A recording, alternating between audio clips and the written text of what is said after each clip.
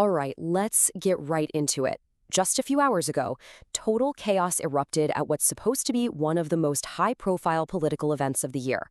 We're talking gunshots, widespread panic, and a massive security response, all of it circling around one single critical question.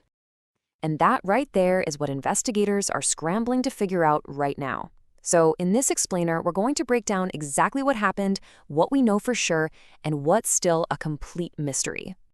To really understand this situation, you have to get a sense of just how quickly everything went sideways. So let's walk through the timeline. What's so fascinating about this is the psychology of that first moment. For just a split second, people's brains tried to make sense of the noise, thinking it was something normal, like a tray of glasses crashing. But then that illusion just shatters, and pure survival instinct kicks in as everyone starts scrambling for cover. Okay, so chaos is breaking out. Now let's look at the security reaction. In a situation this tense, every single second counts, and all that Secret Service training was put on full display, instantly. And this just perfectly illustrates the muscle memory of a well-drilled security team. There's no hesitation. It's not a conversation. It's a pre-programmed response, It's designed for one thing: maximum efficiency under incredible pressure. Priority 1, lock down the threat. Priority 2, get the main person they're protecting, in this case Donald Trump, out of there.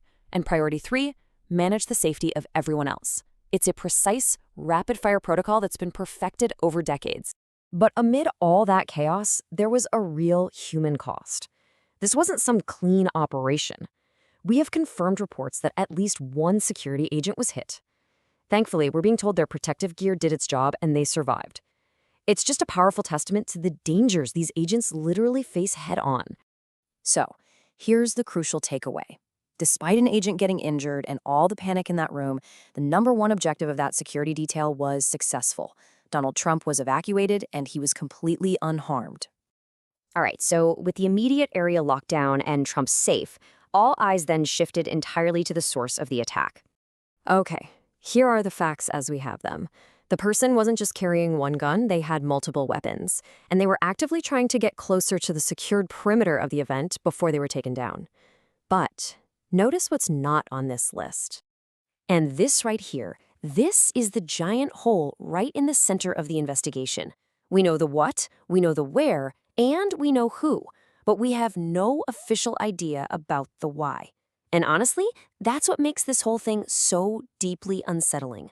And of course, that big unknown brings us right back to our central question. Was this a deliberate attempt on a political figure's life? I mean, on one hand, the evidence really seems to stack up, doesn't it? You've got an individual with multiple weapons trying to breach security at an event with Donald Trump. It all seems to point in one very specific direction. But on the other hand, officials are being super cautious with their language, and that's because labeling this an assassination attempt is a huge deal, both legally and politically. They won't go there until they can prove that was the intent, which is why, for now, it's officially being called a serious security incident. So, while the suspect is being questioned and investigators are poring over the evidence, where does that leave all of us? These are the big questions that are going to shape the entire story. Yeah, the motive is the obvious one, but the others, they're just as important. Was Trump the specific target, or was the goal just to cause chaos? Was this planned out for weeks, or was it a spontaneous act? The answers to those questions completely change the direction of the investigation. The public reaction, as you can imagine, has just been one of absolute shock. This is such a stark reminder that even at events with some of the tightest security on the planet, the threat of violence is never, ever zero. It's already sparked these really difficult conversations about political security and whether the intense polarization we see everywhere is making these kinds of events more likely. And as the full story keeps coming out, it leaves us all with this really tough question. In an era where political division is so intense, an incident like this is a chilling reminder of the dangers out there, and it kind of forces all of us to think about how vulnerable public life has become.